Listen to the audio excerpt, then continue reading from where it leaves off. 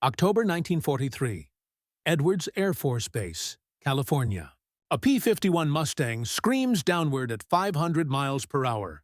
Inside the cockpit, test pilot Bob Chilton's hands are locked on the control stick as violent vibrations tear through the airframe. The wings are flexing. Metal is screaming.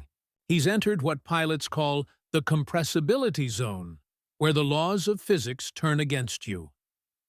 At 505 miles per hour, the aircraft shudders so violently that Chilton can barely read his instruments. This is supposed to be the never-exceed speed. But something is wrong. The wings aren't failing. They're bending, twisting, absorbing punishment that should tear them apart. Chilton pulls back hard. The Mustang groans under 8 G-forces as it exits the dive. When he lands, engineers swarm the aircraft, measuring, inspecting, searching for cracks. They find something impossible. The airframe is intact. Not just intact, it's barely damaged. What they don't know yet is that this aircraft contains a secret, an alloy that wasn't supposed to exist. An alloy that one metallurgist had been told was too dangerous to produce, too brittle to use, too experimental for war.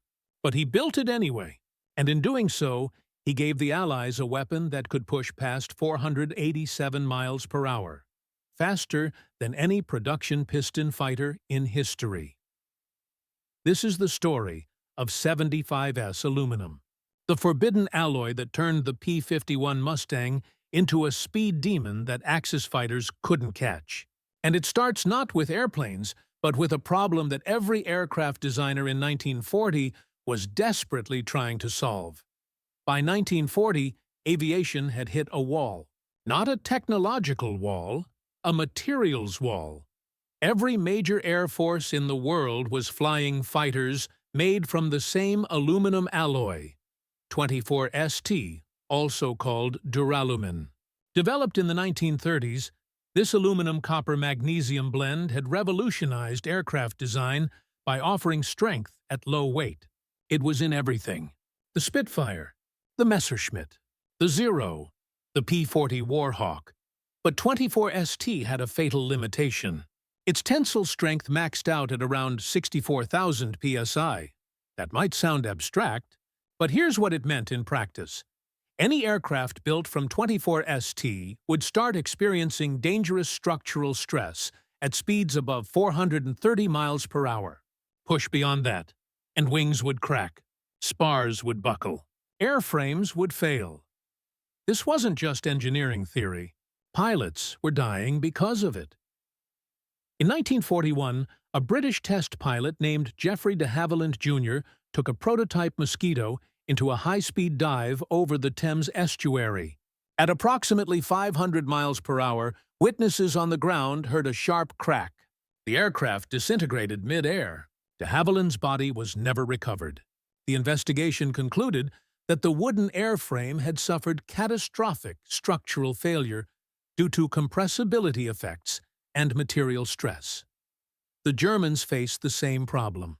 The Focke-Wulf FW-190, one of the Luftwaffe's best fighters, had a maximum dive speed of 460 miles per hour.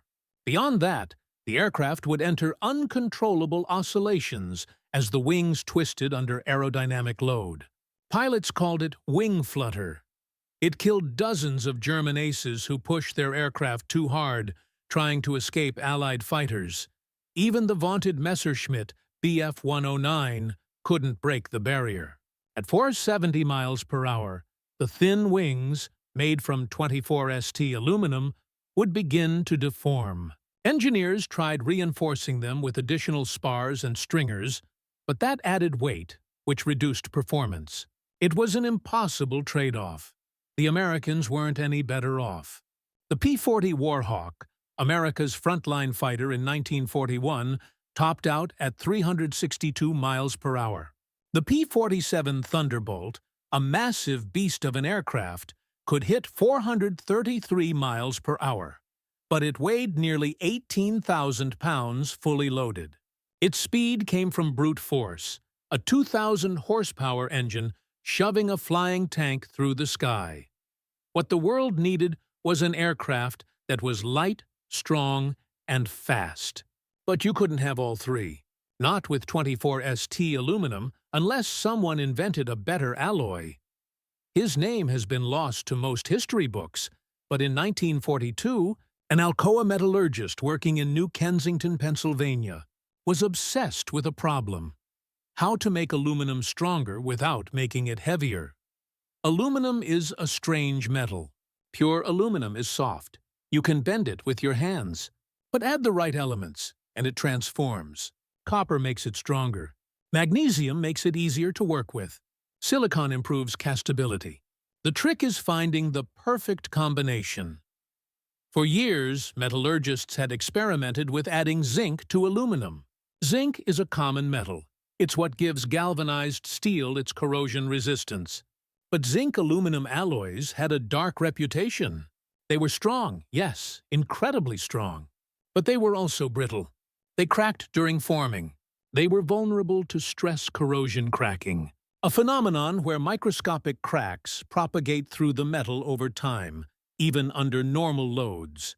In other words, zinc-aluminum alloys were dangerous. The U.S. military had looked at zinc-aluminum alloys before the war and rejected them. Too unreliable, too prone to failure. The last thing you wanted was a fighter plane whose wings could develop invisible cracks that would cause catastrophic failure without warning. But our metallurgist, let's call him what the engineering reports called him, the Alcoa research team, had a theory. What if the problem wasn't zinc itself, but the ratios? What if you could add just enough zinc to increase strength, but balance it with other elements to prevent brittleness? He started with a base of aluminum, 94% purity. Then he added zinc, about 5.6%. Then copper, 1.6%. Then magnesium, 2.5%. Then chromium, a tiny fraction, just 0.23%, to control grain structure. The resulting alloy was designated 75S. Later, it would be renamed 7275. When the first samples came out of the furnace, the results were staggering. Tensile strength, 83,000 psi. That was 30% stronger than 24ST. It could handle bending loads that would snap 24ST like a twig. And here's the kicker. It weighed exactly the same. But there was a problem. The alloy was still brittle when cooled improperly. If you quenched it too slowly, zinc-rich precipitates would form at the grain boundaries, creating weak points. The material would fail under stress. It was exactly the problem the military had feared. So the metallurgist developed a solution heat treatment process. Heat the alloy to 900 degrees Fahrenheit, hold it there for an hour to dissolve all the zinc into solid solution, then quench it in cold water within seconds. The rapid cooling would freeze the zinc in place, preventing precipitation. Then age the material at 250 degrees Fahrenheit for 24 hours, allowing controlled precipitation that would strengthen the matrix without embrittling the grain boundaries. It worked. 70.9 centimeters. Each T6, the T6 denoting the heat, treatment was born, but convincing. The military to use it was another matter entirely. When Alcoa approached the U.S. Army Air Forces in early 1943 with 75S, they were met with skepticism bordering on hostility. "You want us to put an experimental zinc alloy into combat aircraft?" One procurement officer reportedly said. "Zinc alloys crack. They fail. They kill pilots." No. The official rejection. Letter cited insufficient testing data and unacceptable risk of stress corrosion. Cracking. The alloy was effectively forbidden for use in military aircraft. But Alcoa didn't give up. They had a powerful ally, Edgar Schmude, the chief designer of the P-51 Mustang at North American Aviation. Schmude was a German-American engineer who had an almost supernatural understanding of aircraft structures. He had designed the P-51 in just 102 days, an astonishing achievement. The Mustang's secret weapon wasn't its engine, it was its airframe. Schmood had incorporated a laminar flow wing design that reduced drag by 30% compared to conventional wings. The result was an aircraft that was slippery, efficient, and fast, even with a mediocre Allison engine. But in 1943, Schmood was facing a problem. The Army wanted a lighter, faster version of the Mustang, what would become the P-51H. The goal was to shed 1,000 pounds of weight while maintaining structural strength. With 24ST aluminum, it was impossible. You couldn't make the wings thinner without compromising strength. Then Schmood heard about 75S. He obtained samples through back channels and ran his own tests.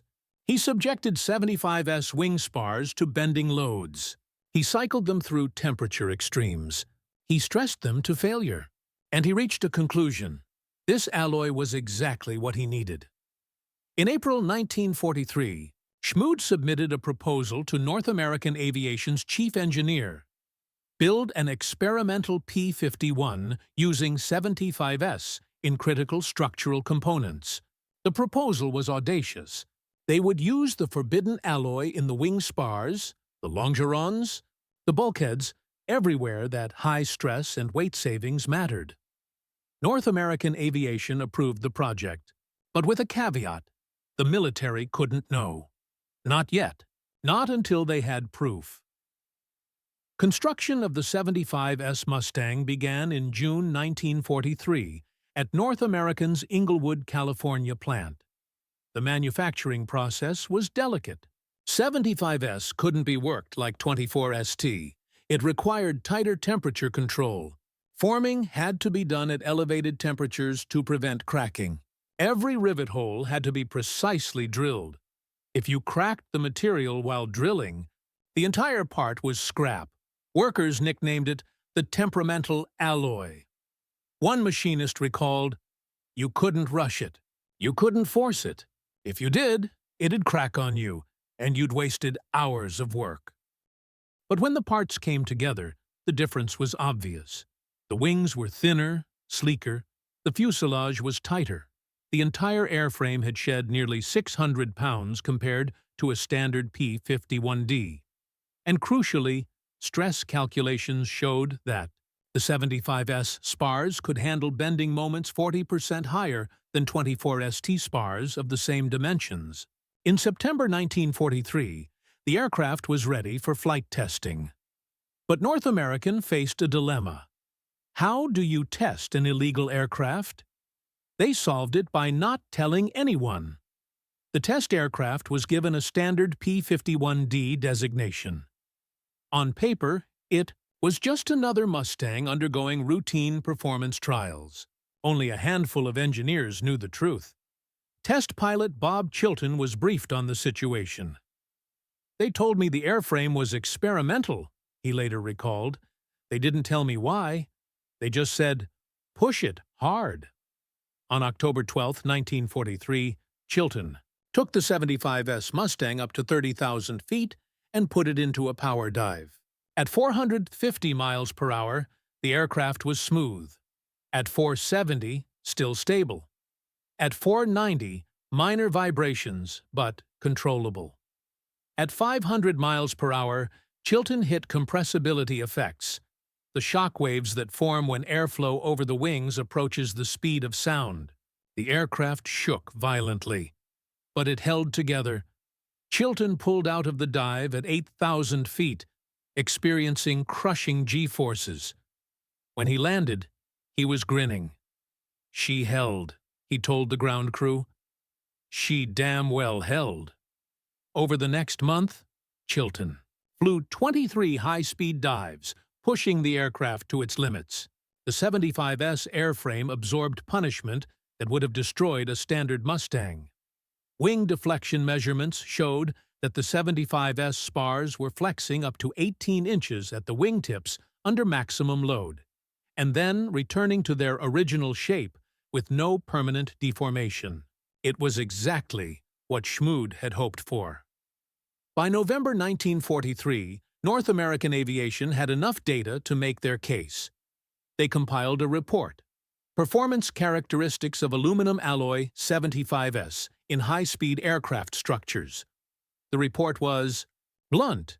Alloy 75ST6 demonstrates a 30% increase in tensile strength compared to 24ST-T3, with equivalent weight and superior fatigue resistance. Structural testing indicates that 75S can withstand dive speeds in excess of 500 mpm without failure. Recommendation: immediate adoption for lightweight fighter aircraft. The report landed on the desk of Colonel Mark Bradley at Wright Field, the Army's Center for Aircraft Development. Bradley was skeptical, but he couldn't ignore the data. North American had essentially built a faster, stronger, lighter Mustang using an alloy the military had rejected. Bradley ordered a full materials evaluation.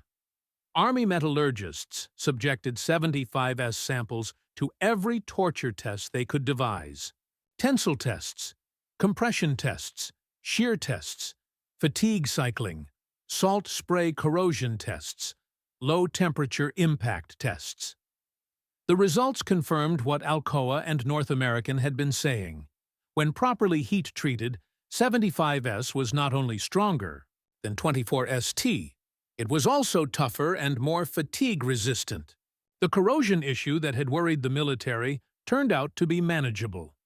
By applying an anodized coating and proper surface treatments, stress corrosion cracking could be virtually eliminated. It wasn't a perfect alloy, but it was good enough for combat aircraft. In January 1944, the Army Air Forces reversed its decision. Alcoa was authorized to begin mass production of 75S for military aircraft. The forbidden alloy was forbidden no more. But now came an even bigger challenge: scaling up production. Alcoa's New Kensington facility could produce only limited quantities of 75S. To supply the entire aircraft industry, they needed to expand production to multiple plants. That meant training hundreds of metallurgists and quality control technicians in the precise heat treatment processes that made 75S work. One mistake, one batch quenched too slowly, and you'd produce brittle material that could fail catastrophically in flight. Alcoa implemented a rigorous quality control system. Every ingot of 75S was stamped with a batch number. Every sheet was tested for tensile strength before leaving the factory. Any material that didn't meet specifications was rejected and recycled. By June 1944, Alcoa was producing 75S at scale, and North American Aviation was ready to build the aircraft that would prove what the alloy could do. The P-51H was everything Edgar Schmued had envisioned. It was lighter, faster, and more maneuverable than any Mustang before it. The airframe was a masterpiece of weight reduction.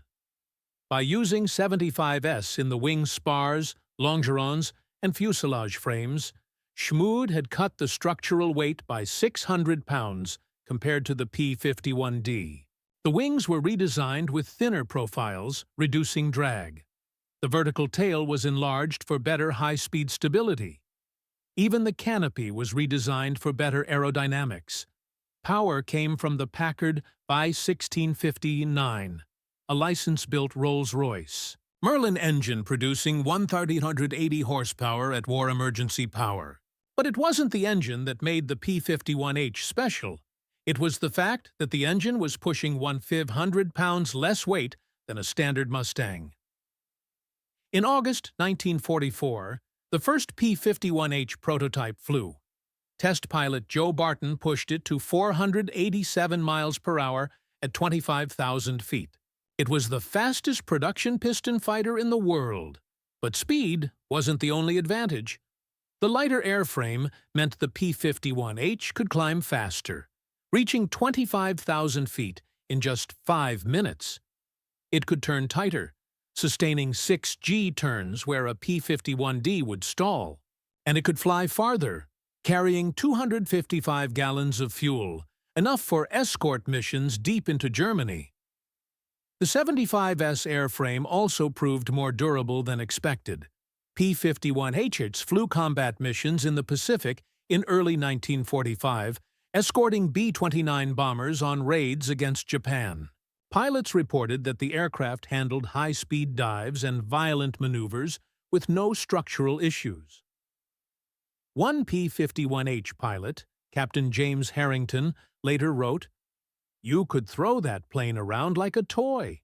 Snap rolls, loops, high G turns. She never complained. I once pulled 7.5 Gs coming out of a dive, and the wings didn't even creak. That's when I knew this was a special airplane." By the end of World War II, 5 P-51Hs had been delivered. They arrived too late to see extensive combat in Europe, but they proved their worth in the Pacific. And more importantly, they proved that 75S aluminum was the future of high-performance aircraft. After the war, 75S aluminum, now redesignated 7275 under a new international naming system, became the gold standard for aircraft structures. The Boeing B-29 Superfortress, the bomber that ended the war with Japan, used 7275 in its pressurized cabin structure. The Boeing B-52 Stratofortress, which first flew in 1952 and is still in service today, uses 7275 in its wing spars. The F-15 Eagle, one of the most successful fighters ever built, has a fuselage made largely from 7075. Even modern commercial airliners use 7275. The Boeing 777's wing spars are 7275. The Airbus A380's fuselage frames are 7275. This alloy, once forbidden as too dangerous for military use, is now flying hundreds of millions of passengers around the world every year. But the legacy of 75S goes beyond aviation. Because it proved that high-strength aluminum alloys were viable, it opened the door to an entire family of 7 ADEX series alloys: 7050, 7055, 7068, each one optimized for specific applications, from spacecraft to Formula One race cars. And it all started with one metallurgist who refused to accept that 430 miles per hour was fast enough. The P-51H Mustang still holds the record as the fastest production piston fighter of World War II. But more than that, it stands as proof that materials matter, that the right alloy in the right hands can change the course of history. When Bob Chilton dove that experimental P-51 past 500 miles per hour in October 1943, he didn't know he was testing an alloy that would define aviation for the next 80 years.